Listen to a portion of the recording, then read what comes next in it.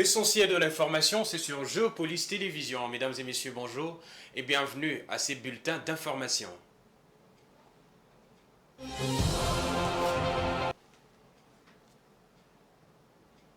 Le président Félix Tshisekedi a échangé ce lundi à Hong Kong, dernière étape de sa visite en Chine, avec Li Jiashao, chef du gouvernement de cette région administrative spéciale chinoise, sur le renforcement de la coopération entre la République démocratique du Congo et Hong Kong. Plus tôt, le chef de l'État s'était entretenu avec Christopher Yu, chef de service financier et du Trésor de Hong Kong, sur les atouts de cette région dont les activités sont évaluées à 2 milliards de dollars américains grâce aux échanges effectués. Beaucoup de nos richesses et notamment de métaux rares sont vendus, achetés et échangés ici à Hong Kong. Nous allons approfondir leurs relations afin de mieux tirer profit de nos richesses au bénéfice du peuple, a déclaré le président de la République Félix Tshisekedi à l'issue de cette visite. Et puis, toujours hier, 29 mai 2023, le monde a célébré la journée internationale de casque bleu, marquant les 75 ans de maintien de la paix des Nations Unies. À l'occasion de cette célébration, la mission de l'Organisation des Nations Unies pour la stabilisation en République démocratique du Congo, MONUSCO, a organisé une conférence où les différents cadres de cette organisation ont tracé un bilan des accomplissements de la MONUSCO dans le processus de la stabilisation de la paix en RDC, surtout dans sa partie orientale. Des personnalités de l'armée congolaise et de la police nationale congolaise ainsi que des élus nationaux étaient aussi conviés à intervenir sur cette question. Damani Mujinga pour de amples détails.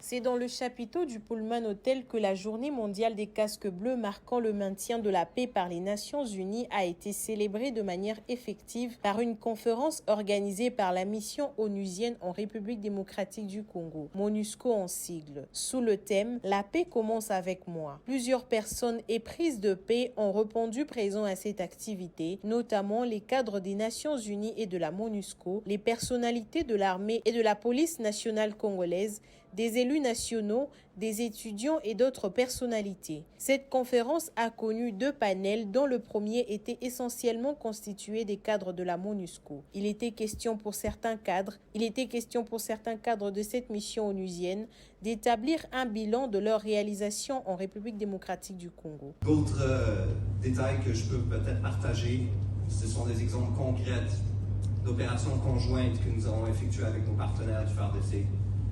Donc, ici, comme officier de liaison, j'ai été déployé à l'Est en février de cette année pour faire participer dans une mission conjointe avec nos partenaires.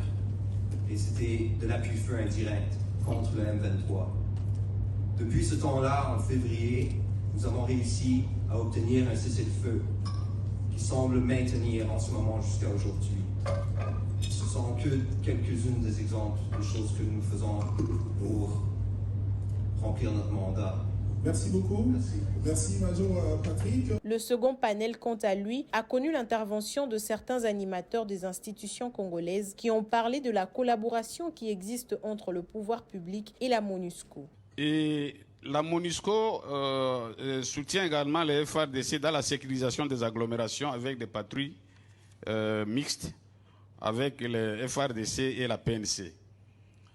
Ici, il est également de reconnaître que la MONUSCO appuie les FARDC dans la formation technique, tactique et morale. Les FARDC travaillent avec toutes les sections substantives de la MONUSCO pour renforcer certaines capacités opérationnelles de nos forces armées. Ça, nous devons les reconnaître. Et même dans la promotion des droits humains, le Bureau conjoint des Nations Unies aux droits de l'homme est toujours là aux côtés de nos forces armées de la République démocratique du Congo. Retenons que c'est en 1948, après la création de l'État d'Israël et les débuts de la première guerre israélo-arabe, que la première force de maintien de la paix de l'ONU avait été envoyée avec pour mission de surveiller la trêve entre les 2 pays, l'Israël et la Palestine. Le phénomène Kuluna incarne de nos jours la violence juvénile dans les différentes villes de la République démocratique du Congo et particulièrement à Kinshasa. La police nationale qui assiste à la montée en puissance de la terreur de ces fléaux en dépit de multiples opérations mises en place pour éradiquer ces fléaux. La population victime dénonce et crie au secours aux autorités compétentes dans ces reportages de Rosie Chioyo et Jusqu'à Ntamba.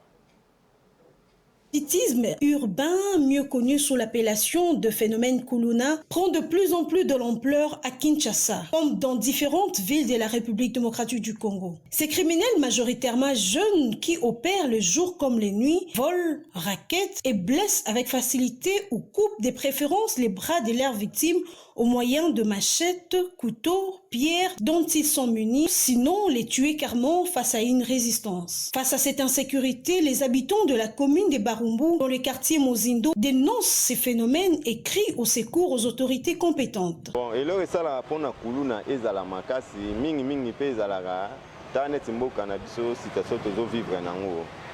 Ba parents mon appé moko boy ba salaire ya msala ba salara eza malamu penate. Bana bazola lanzala bana bazotanga te au monde manque d'éducation. Ya omona bana alali nzala le lobi alali nzala 3 jours alali nzala ikutinda bimara libanda. Alors mwana baby akomi délinquant akomi kuluna. To souffrir makasi vis-à-vis na bakuluno bazana tante bazana RT air fixe bango te. So babina minicho baye. Ne e bana ba ozo pena mwana 10 ans, mwana 12 ans, ti ba 18 ans, tu ne crois pas que mwana wa muke bako simba mbeli licheti ba tramotina bozuna sayo awa suka. Bo kende kota boka sa baraka ba Congo en tout cas, ça ne va pas kabalo, ça ne va pas. Tolala te bo ne kolala même ite na moi pena bo mo ba mama ba oteka ne ba teka na ba venu wana bo vanda te so ba bandi. Na c'était biso ba gumbo ça ne va pas. Plusieurs opérations exécutées par la police nationale congolaise pour éradiquer à ces phénomènes, notamment l'Ikofi et Ingeta, des initiatives qui se sont soldées par un échec selon la population qui dénonce la complicité de quelques agents de la police qui couvrent ces délinquants. Rendons-nous au Soudan où le cessez-le-feu humanitaire est prolongé de 5 jours. Toutes les parties belligérantes soudanaises ont accepté de proroger cette trêve bien que des combats se poursuivent à Khartoum et au Darfour. Nos confrères d'Africa News nous en disent plus. Après un cessez-le-feu humanitaire à peine respecté, lundi, les parties belligérantes soudanaises ont accepté de prolonger la trêve sous la pression médiatrice de l'Arabie saoudite et des États-Unis, alors que les échanges de tirs prolifèrent à Khartoum et au Darfour. La récurrence des combats a entravé l'acheminement de l'aide humanitaire essentielle dont dépendent aujourd'hui 25 millions de personnes pour survivre. Des signes inquiétants d'une guerre civile potentielle ont été exprimés par les Nations Unies. Des mobilisations tribales ayant été signalées dans l'ouest du Darfour et dans la région du Nil bleu. Depuis son déclenchement le 15 avril dernier, la guerre a tué au moins 886 civils et fait des milliers de blessés, selon les chiffres de l'Association des médecins soudanais. Elle a également fait près d'1,5 million de déplacés, tant à l'intérieur du pays que dans les pays voisins. Voilà, c'en est fini pour ces bulletins d'information. Mesdames et messieurs, merci pour votre aimable attention. Restez branchés sur le programme de Géopolis Télévision. Vous suivrez la grande édition de 19h30 avec Fiston Oleko.